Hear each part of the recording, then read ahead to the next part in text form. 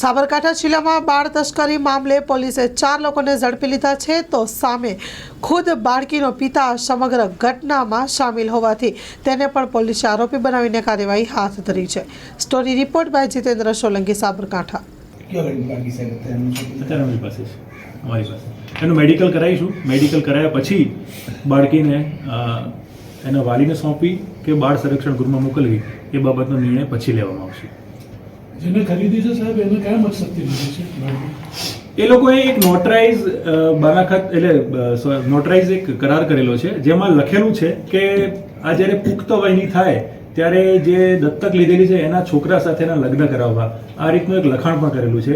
બાળકીને પૂછતા બાળકીને પૂછતા ત્યારે કે તારી પાસે શું કામ કરાવતા, ત્યારે ઘરકામ કરાવતા હોવાનું એ પ્રાથમિક દ્રષ્ટિએ જાણવા મળે છે કે ઘરનું ઘરકામ, કચરા, વાસણ, પોતા બાળકી પાસે એ લોકો કરાવતા હતા। કયા પ્રકારના કલમો લાગશે એના પર? બાળ તસ્કરીના ગુનાની જે પણ કલમો છે, BNSની કલમ, જે નવા કાયદા પ્રમાણે 137/2, 143/4, 115/2, 351/3 અને 54 મુજબનો ગુનો એ લોકો વિરુદ્ધમાં દાખલ થશે। સાહેબ કેટલા પૈસા હતા ટોટલ અને કેટલા લોકો વચ્ચે વેચાઈ કરવાની હતી? 4 લાખ રૂપિયામાં બાળકીનો સોદો નક્કી થયો હતો, જેમાં 4.5 લાખ રૂપિયા એના પિતાએ લીધા હતા। પછી એ 4 લાખ રૂપિયામાંથી 1.60 લાખ રૂપિયાનું જે એના ભત્રીજા દિલીપનું જે દેવું થઈ ગયું હતું એના આપવામાં આવ્યા હતા। જેણે આ સોદો કરાવ્યો અર્જુન નટ, એને 30,000 રૂપિયા આપવામાં આવ્યા હતા। 20,000 રૂપિયા ગાડીનું ભાડું, એ ઇકો ગાડીનું ભાડું આપવામાં આવ્યું હતું। આ રીતે પૈસાની વહેંચણી કરવામાં આવી હતી। આ આરોપી જે છે એ બાળકીનો પિતા, એને તમામ વસ્તુઓની ખબર હતી અને એને જ આ સોદો કરેલો હતો। 4/12ના રોજ કોર્ટની એક ક્રિમિનલ પરચુના અરજીના આધારે અત્યારે એ ડિવિઝન ખાતે એક બાળ તસ્કરીનો ગુનો દાખલ કરવામાં આવ્યો હતો, જેમાં 7 વર્ષની બાળકીને એના જ સંબંધીઓએ રાજસ્થાનમાં એક પરિવારને દત્તક આપેલાનું જાણવા મળે છે।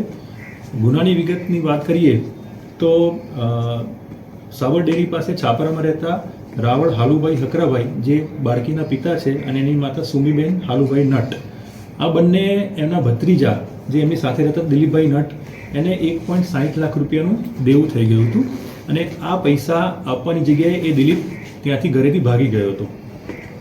5 માસ અગાઉ આમનો જ ભત્રીજો અર્જુન વિજયભાઈ નટ એ આ માતા પિતા પાસે વાત લઈને આવે છે કે આપણી બાળકીને જો કોઈને દત્તક આપીશું તો 4 લાખ રૂપિયા જેવી માતબાર રકમ મળશે। એટલે એની માતાએ શરૂઆતમાં એનો વિરોધ કર્યો હતો।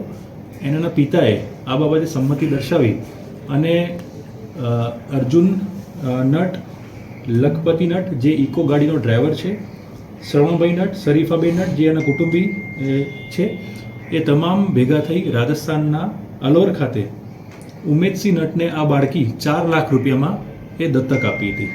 એ 4 લાખ રૂપિયા એ આ લોકો લઈ અને સરખા ભાગે એમાં વહેંચણી કરી હતી।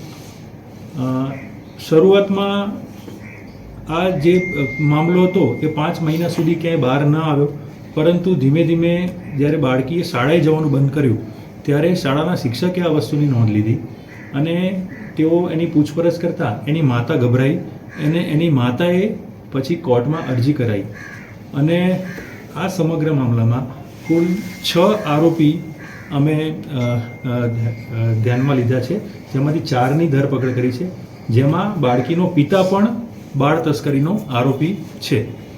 4 આરોપી જે અમે ધરપકડ કરી છે, એ સિવાયના જે 2 આરોપી, જેમાં જે રાજસ્થાનમાં ઉમેદસિંહ નટ જેને બાળકીને દત્તક લીધી હતી એ પણ આ ગુનામાં આરોપી છે, જેને પકડવાનો બાકી છે।